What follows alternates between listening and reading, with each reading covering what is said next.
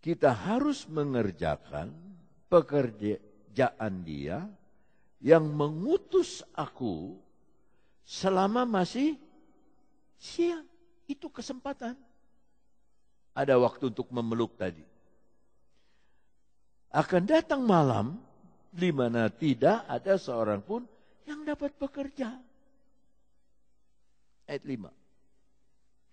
Selama aku di dalam dunia, akulah terang dunia. Orang yang tidak kenal aku, dia buta. Jadi buta rohani lebih bahaya, lebih mencelakakan dari buta jasmani.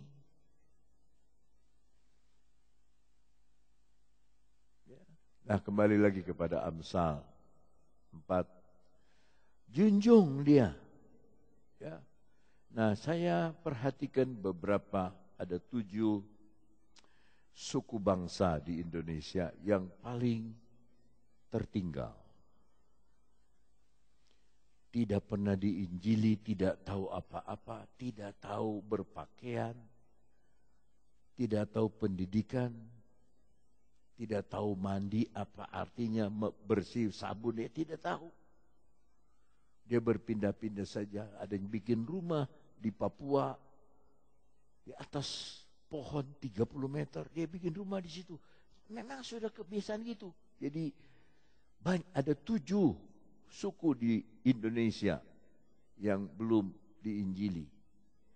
Tapi ada beberapa suku yang mempunyai persamaan. Kalau mengangkat beras, dia junjung di atas kepala.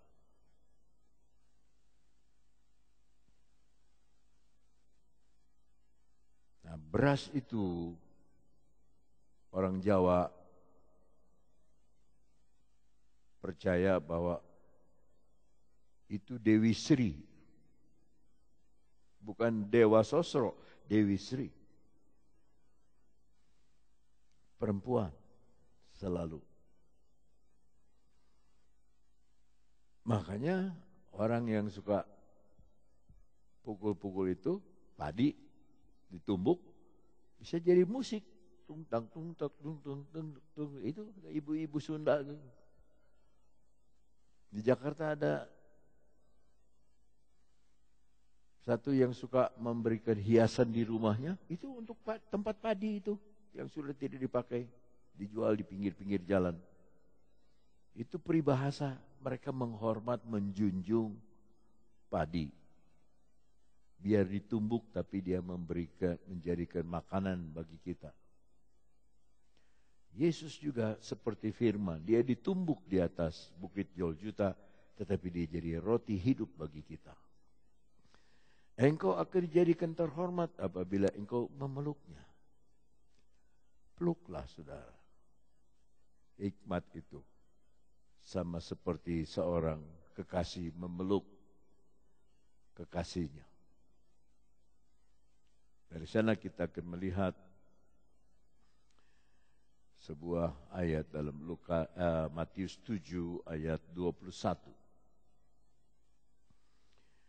Matius 7 ayat 21, bukan setiap orang yang berseru kepadaku, Tuhan, Tuhan. Dia berseru kenapa? Karena dia tahu, dia kenal. Tetapi akan masuk ke dalam kerajaan sorga. Melainkan dia yang melakukan kehendak Bapakku yang di sorga. Selagi hari siang, aku wajib mengerjakan pekerjaan Bapakku. Jadi yang masuk sorga adalah yang melakukan kehendak Bapakku yang di sorga. Datanglah protes ayat 22. Pada hari terakhir banyak orang. Ulangi kata banyak orang. Yang protesnya banyak saudara. Akan berseru kepadaku, Tuhan, Tuhan, bukankah kami bernubuat demi namamu dan mengusir setan demi namamu dan mengadakan banyak mujizat demi namamu juga?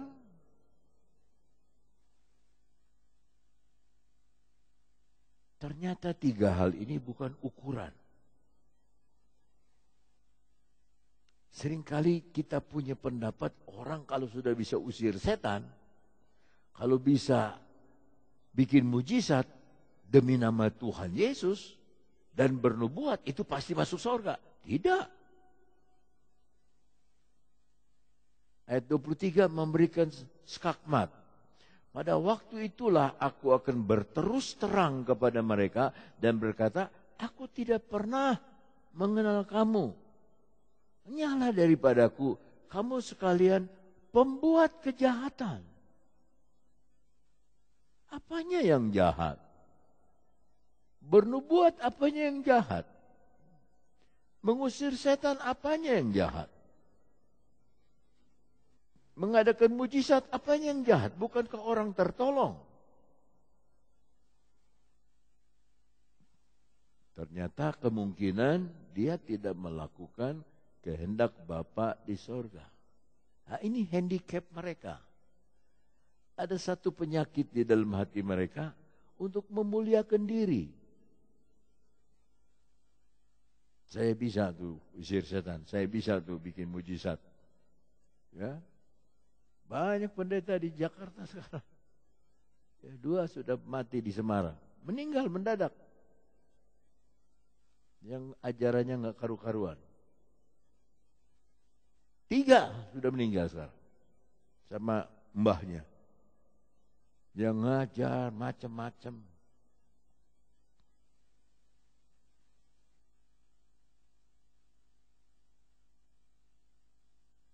Bernubuat, terus bernubuat.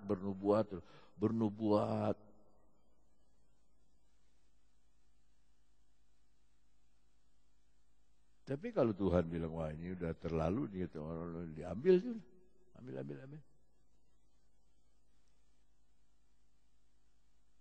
Nah, apa handicap kita? Sebab semua orang punya handicap. Ada ibu yang tidak bisa masak.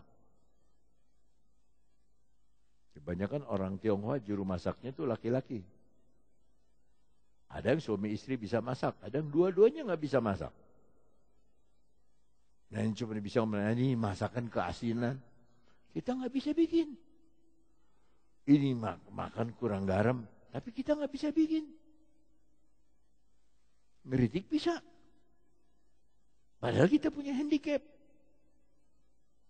Jadi apa handicapnya kita? Peluklah itu hikmah. Peluklah dia. Sama kita memeluk ibu kita. Peluklah dia sama kita memeluk istri kita. Peluklah dia sama seperti orang berpacaran memeluk pacarnya. Peluklah dia. Maka dia akan meninggikan kita. Puji Tuhan. Haleluya. Kembali kepada Amsal, sekarang baca ayat 9.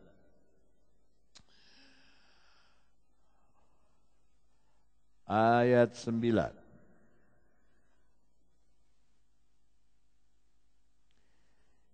Ia akan mengenakan karangan bunga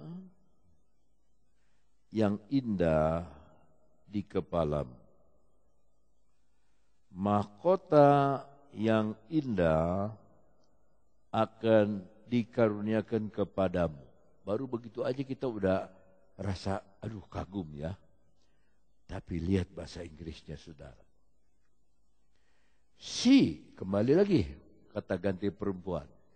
She shall give to thine head. Dia akan menaruh di kepalamu an ornament. Ornamen itu hiasan. Of grace, anugerah.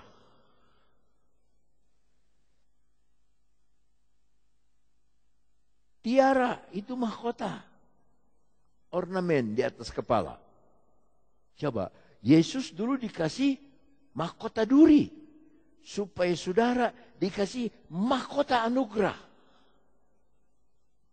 She shall give to thine head an ornament of grace.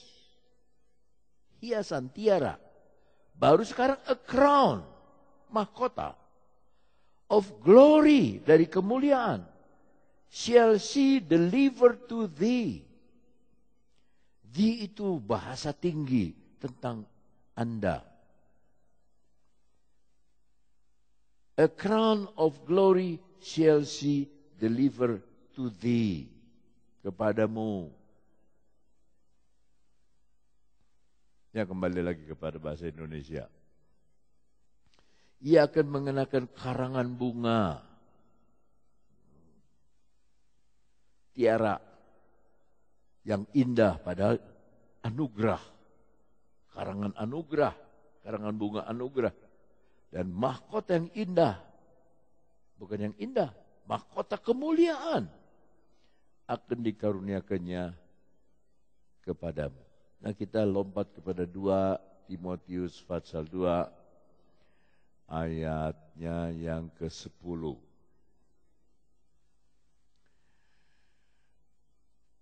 Karena itu aku sabar menanggung semuanya itu bagi orang-orang pilihan Allah supaya mereka juga mendapat keselamatan dalam Kristus Yesus dengan kemuliaan yang kekal. Saudara kira yang meninggal anak Tuhan, jemaat yang meninggal itu, meninggal begitu aja?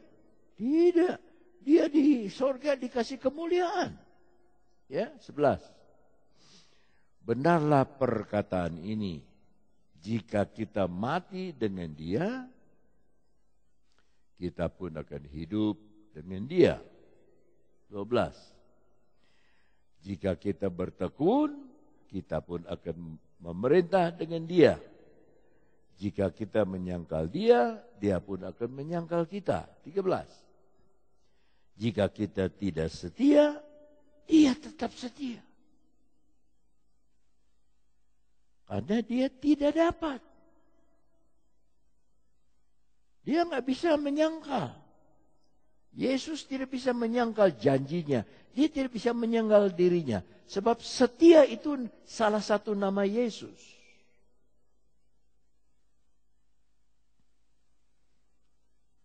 Karena dia tidak dapat menyangkal dirinya.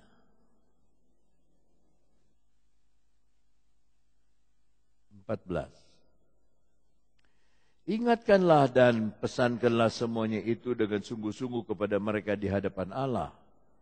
Agar jangan mereka bersilat kata. Karena hal itu sama sekali tidak berguna. Malah mengacaukan orang yang mendengarnya.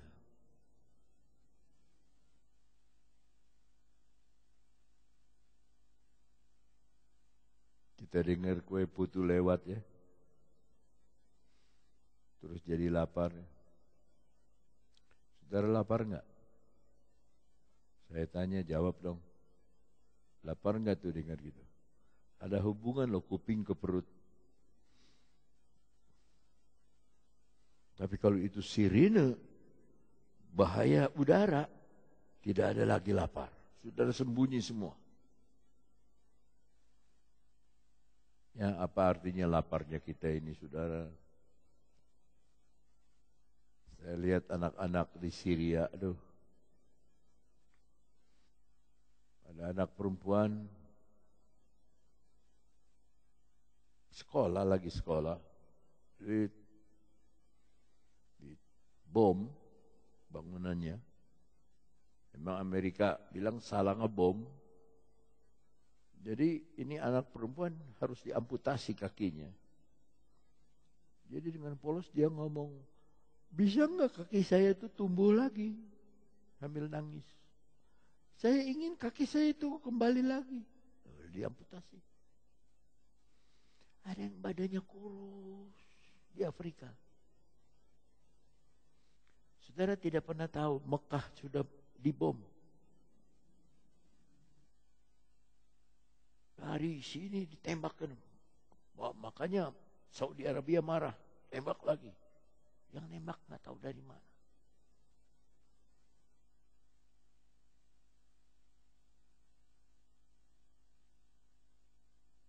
Jadi apa artinya puasa kita? dibandingkan mereka berminggu-minggu maaf bicara. Mereka ambil air dari WC, dimasak untuk minum. Minum 1 gelas untuk 8 orang, dikit-dikit. Kurus kering. Ada satu bapak, dia pukul-pukul bapak kepalanya. Anak-anaknya ini sudah tidak bernyawa. Anak yang dia sayang itu tidak bernyawa lagi. Maka kita ada di tempat yang relatif aman, senang, semua cukup. Janganlah bersungut-sungut. Berterima kasihlah kepada Tuhan. Kalau kita masih komplit semua, bersyukurlah kepada Tuhan. Karena saya sudah tidak komplit. Adik sudah tidak ada, papa sudah tidak ada, mama sudah tidak ada, anak sudah tidak ada. Tidak komplit.